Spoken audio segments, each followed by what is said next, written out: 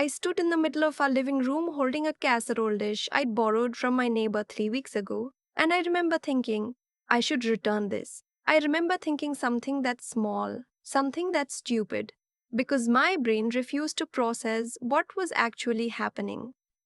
10 years. 10 years of marriage, 10 years of building something together from nothing.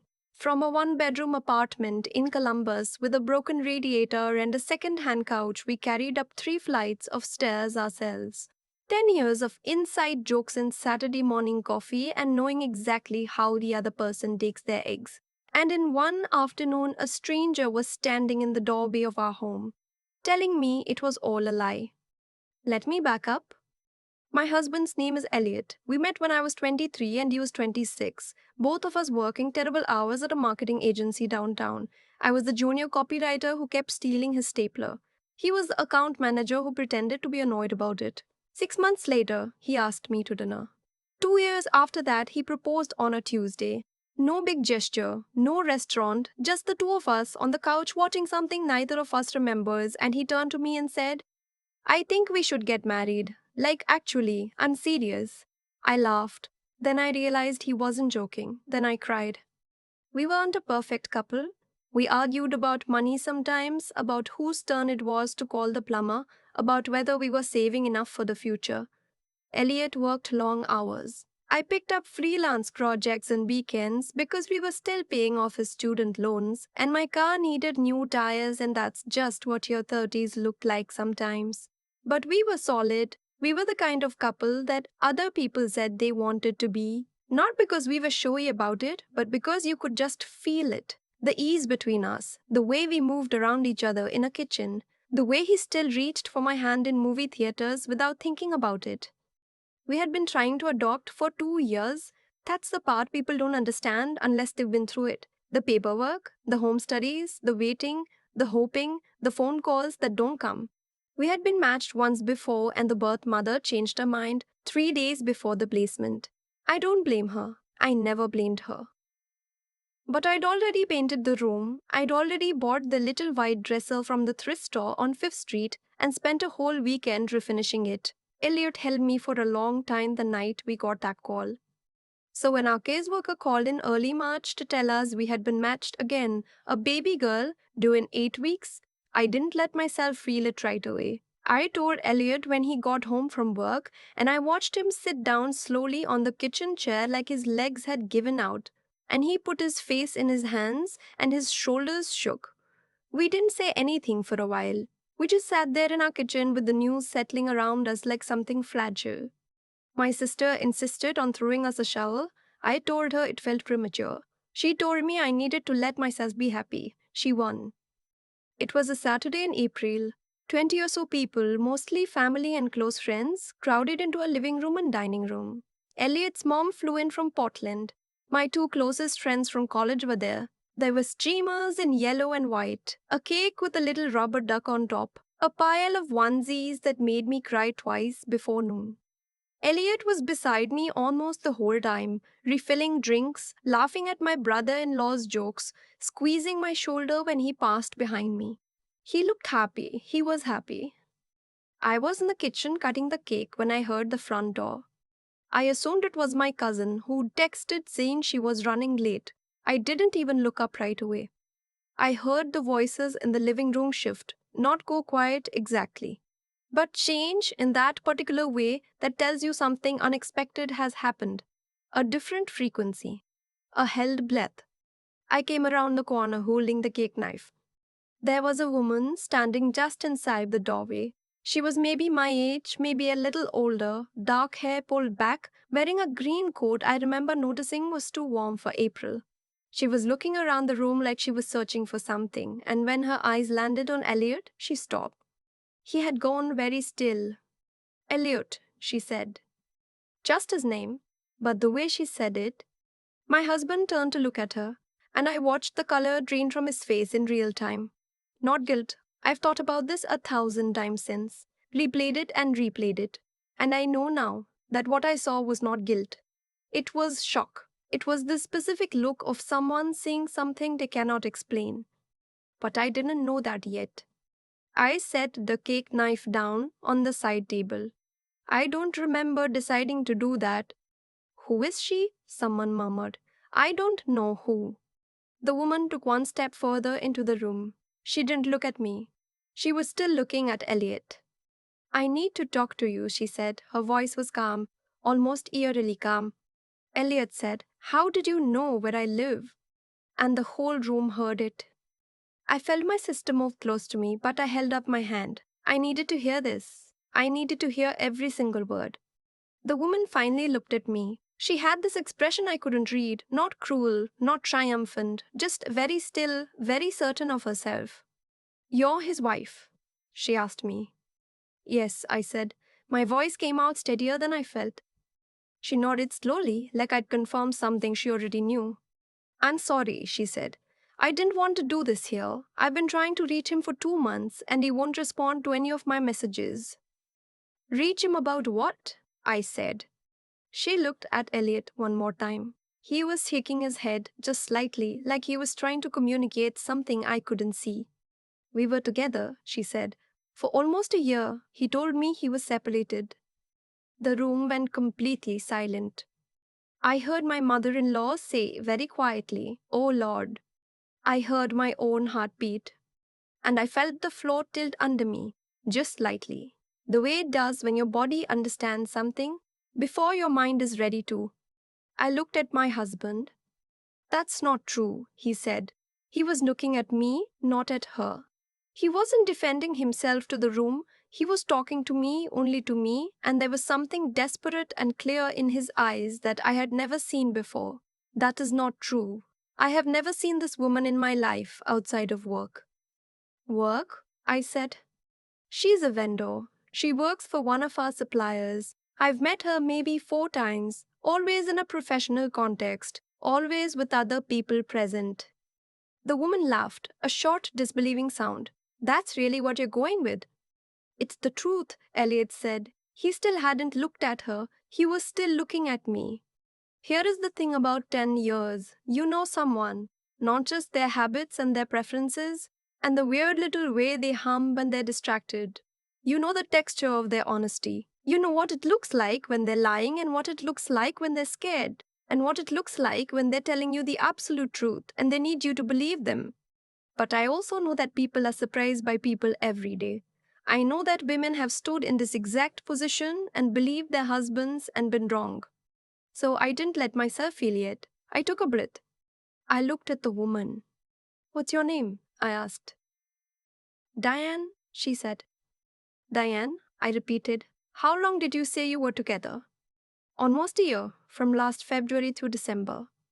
I nodded, slowly, the way she had nodded at me. Okay, I said. I just have one question. I felt the room hold its breath. I looked at her directly and I asked her something I had never told anyone. Something I hadn't posted on social media, hadn't mentioned at dinners, hadn't even told my sister. Something that only mattered between Elliot and me. A small, private, ordinary thing about our life together. The kind of detail that means nothing to the outside world and everything to the person who lived it. I asked her what Elliot called his mother.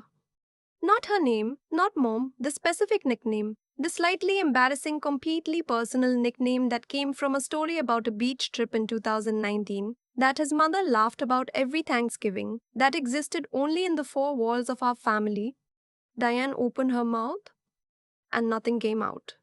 She looked at Elliot. He looked back at her, and his expression had shifted. The desperation was gone now, replaced by something harder. Something that looked, I realized, like recognition of exactly what was happening. Take your time, I said. Diane closed her mouth. She looked at me. She looked at the room. She looked at the floor. That's not a fair question, she finally said. I wouldn't necessarily know something like that. You spent a year with him, I said. You had dinner with his family? A pause. A few times. Then you'd know, I said, if any of it was true. She didn't answer. I turned to my husband, and I saw it, the thing I'd been looking for, the thing I'd been trying to find under the shock and the noise and the watching eyes of 20 people in our living room. I saw the man I had known for 10 years looking back at me, Not relieved exactly, not triumphant, just present, just Elliot, just my husband standing there waiting for me to find him through the noise. Call your mom, I said. He already had his phone out.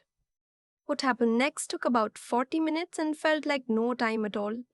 Elliot's mother came to stand beside me while he made calls. His coworker, the one who'd apparently been seat on every professional email he'd ever exchanged with Diane, pulled up a thread on his phone that showed every interaction had been exactly what Elliot said: vendor meetings, supplier calls, nothing that crossed any line. Diane sat down on the arm of our couch. The fight had gone out of her in a way that was almost hard to watch. It took another hour to piece together what had actually happened. Diane had been seeing someone, not Elliot, a man who had given her a fake name, a fake job, a fake life. He had used Elliot's name. He had been to enough of the same industry events that he knew who Elliot was, knew enough surface details, his employer, his general schedule, even the car he drove, to construct a convincing fiction. When Diane finally found out she'd been lied to, when the relationship fell apart and she started asking questions, she found Elliot's name attached to what she thought was her relationship. She had been lied to. I don't know how long she had been carrying this. The expression on her face when she understood the full picture, when Elliot showed her the email threads, when his mother spoke to her directly, when the pieces clicked into place. That expression wasn't what I expected. It wasn't shame, exactly. It was grief. He told me his name was Elliot Marsh, she said quietly. She was looking at her hands. He knew so much about you, about your job, about this neighborhood. I thought. She stopped. I thought I was doing the right thing coming here. What did he actually look like? Elliot's mother asked her gently. What emerged slowly was a description of a man nobody in the room recognized.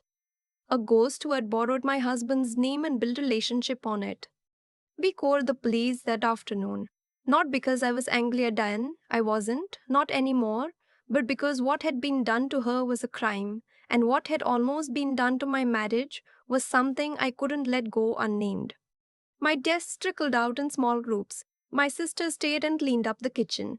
Elliot's mom sat with Diane at our dining room table for a long time, talking quietly in the way that older women sometimes talk to younger women who are falling apart. I stood in the kitchen doorway for a while, just watching that, thinking about how strange it was how none of us had asked for any of this. Later, after everyone was gone and the streamers were down and the leftover cake was wrapped in the fridge, Elliot found me on the back porch. It was getting dark. The neighborhood was quiet. He sat down beside me. We didn't say anything for a while. You asked about the nickname, he said finally. I needed something she couldn't Google, I said. He was quiet for a moment. Then he laughed, this low, exhausted, grateful laugh that I felt in my chest. I was so scared, he said, when I saw your face. I know, I said.